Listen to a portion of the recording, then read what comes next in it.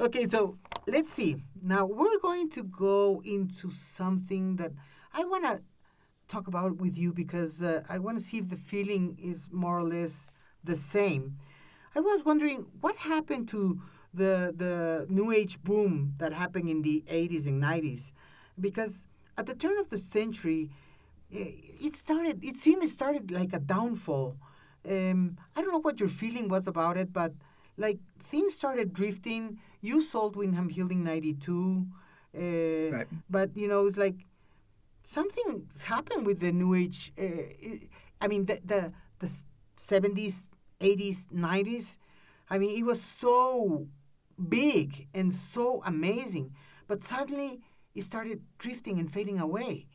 Uh, what happened? What was your feeling? Do you have? Am I wrong, Well, maybe, or did it really I, actually happen? I don't know that anything can last forever. And I think part of what happened, and maybe this is being cynical, and I apologize if that's the case, but I think that so many record labels, major record labels, created what they thought was a new age label. That if their thought was, and I've actually heard this from a couple of executives, that if Windham Hill could sell X number of records, they could sell 10 times as many records without their understanding that there has to be some deep emotional core to it. If you don't have anything to say, people aren't going to care.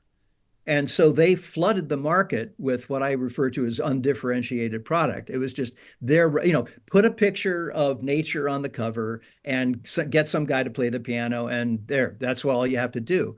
And that cynicism is what I wouldn't say. I mean, it doomed what they were doing from the very beginning because it had no substance. So there was this, and then I think there was a terrible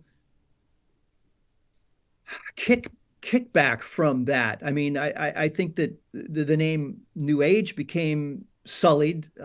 It actually had. I was never that thrilled with it, but okay, I'll go with it. But at least at its core, it was people talking and feeling about heart and how you live and appreciate the beauty of nature, et cetera, et cetera. But these labels just jumped in and said, "Okay, we got to do." I actually had a guy tell me. He said, "Look, well, I had turned them down for distribution, and he said, well, all I have to do is get a piano player and put a lot of white on the cover, and we'll." I said, "Yeah, go ahead." And then they flooded the market with this stuff, which was mostly crap, and destroyed the movement in the process. Yeah. But all things pass, and maybe it was time, to say, oh, yeah, we did this. This is great. And that was our time. Fine. And, I've never felt, oh, I wanted to hold on to that forever. No, we had fun. We did what we did, and it was honest. Yeah. And then it became a marketing thing. And we, as though we stayed, I completely believe very sincerely, nonetheless, we were lost in that whole movement, to exploit this name and this concept without there having any understanding of what the hell made it Yeah. happen in the first place. Yeah. Well, then the heart was gone. Yeah, That's what made the difference. And now that you it was. mention, I exactly the money and the heart. Yeah, it it makes sense because you have no idea what it was for me. I had to let my show die in 2003. I think I told you, and I could not hold it. I could not keep it because it was mainly New Age, but we had Celtic music and we have world music, and it was. But I could not. It had to die with the name. I came doing another show called Reflections, like from reflectioning, contemplation, but it was not the same. Okay, so yeah, something happened to the musical industry. There was no heart, and I had to let my show die. And that was 2003, and this year again something happened. Something shifted. I'm pretty much a follower of the energy that I had to redo the show with the same name, New Age. It just came back. with New Age again. And so I believe, there's no coincidences. I had the impulse to do it, and I understand there's a reason. And I believe that the reason is that we need this kind of music and spirit back again on our lives. But Yeah. because the music industry became so corrupted, really corrupted. And in our case, in our societies where this music style called reggaeton, it's the worst music style in the world. And they named this guy the king of pop instead of Michael Jackson. I says now it's like, no, this is corruption. This cannot be possible. And so it was one thing when we had the LPs, the albums. That era was amazing, and then we changed to the CDs, which was okay, and then we went through to the MP3s, and after that, something also changed. Because you're not selling albums anymore like LPs or even CDs. Now it's the MP3.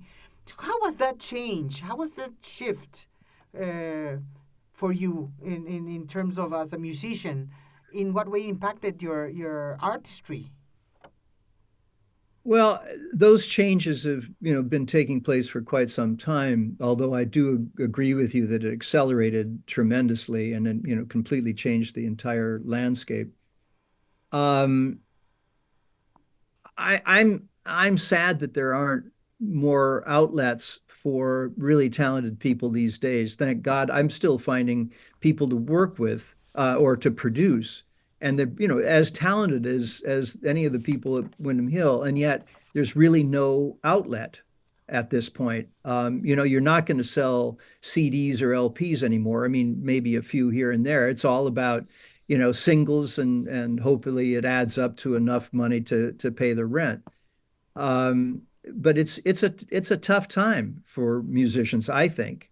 Um, and I when people come to me and play me some of their music and ask if I'd be willing to produce them, I'm happy to produce them, but I also tell them the truth that it's going to take an awful lot of attention and probably money to be able to be really heard. I mean, thank God, for John Diliberto and a handful of people who are still creating an outlet for new and up and coming musicians. I wish there were more of them. I've debated the notion of doing that myself, but frankly, I've just got too much, in my life already. And I'm approaching 77. I can't believe it myself. And Susan is always, it's like, you can slow down now. You can, you don't have to prove anything. You're just, you know, but there are times where it's like, damn it, I'm going to go out there and, hammer something out and, do something good for the musicians. I'm not sure that I have the strength, emotionally, physically, or realistically. But, thank God I still am finding people who really inspire me and I get to work with. That, And that's great. yeah. I'm glad. Well, we're going to listen to some songs from your 1992 album, Opening Doors. I think it's a Happy Home in Kathmandu. And from 1998, The Sound of Wind-Driven Rain. We'll listen to Driving. And also, we have something from Hearing Voices. Song Briars Above the Well. Oh, yeah. Yep. Yep. Briars Above the Well. Yeah, great. So we'll listen to that, and we have a couple more questions, and that will do. We'll play the music. Great.